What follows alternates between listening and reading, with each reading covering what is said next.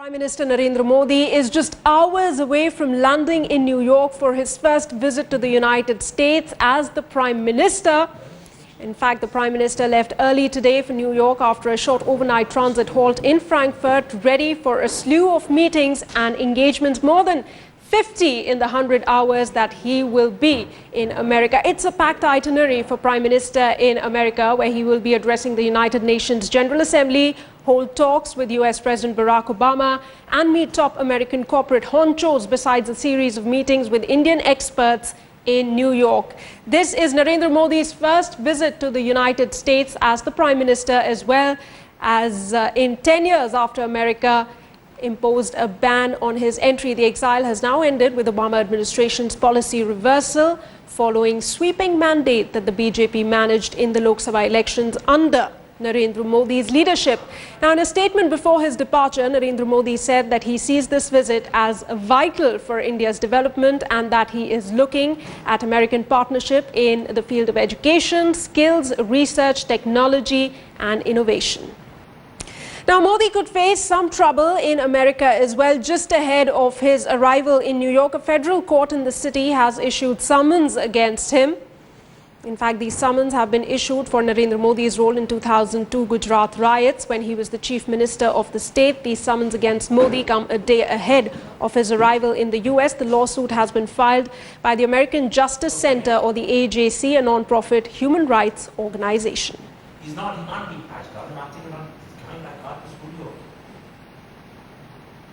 Well, the New York-based American Justice Center obtained these summons in a suit filed with two Gujarat riot survivors, filed under the Alien Tort Claims Act and the Torture Victim Protection Act. The 28-page complaint charges Modi with committing crimes against humanity, extrajudicial killings, torture and inflicting mental and physical trauma on the victims. The survivors are suing Modi for the loss of lives and trauma that was caused to their families, and emotional, financial and psychological devastation in their lives. The same group had earlier obtained similar summons against visiting Indian leaders, including former Prime Minister Manmohan Singh and Congress Party President Sonia Gandhi.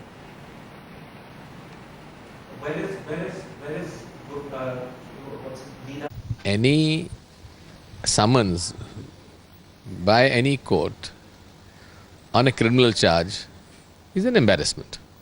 Unfortunately, it's been timed very badly. Now, it's rarely that we see opposition parties unite with the government and back it on issues of national security and development. And it's even more rare to see the BJP and the Congress agree on an issue.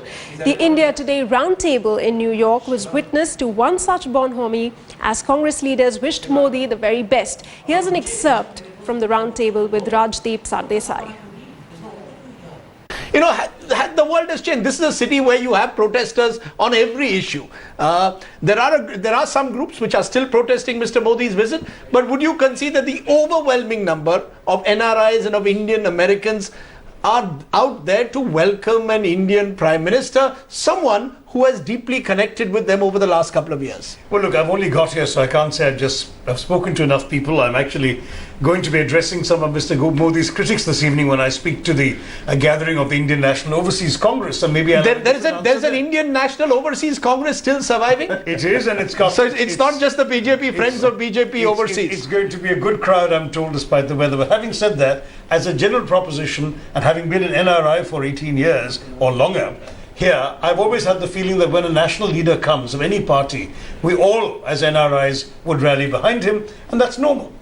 Frankly, when I, as an opposition politician, come abroad, I leave most of my political differences with Mr. Modi back at home, because here he represents our country, he represents the future of India, and we should, as far as possible, wish him success. Some will call it long-distance nationalism. It's nice to live in New York and believe you're truly nationalist, and you know that you're looking at, you know, you're out there. That's what I find on the internet often. I mean, the long-distance nationalism of people who are now welcoming Narendra Modi here in New York. Do you believe that there's that national spirit which Modi is very astute in invoking? There's also long-distance extremism from the comfort of the couch in Westchester or whatever. I mean, a lot of the hate stuff that I get is actually from locations in this country, on Twitter and other social media. So there is all of that.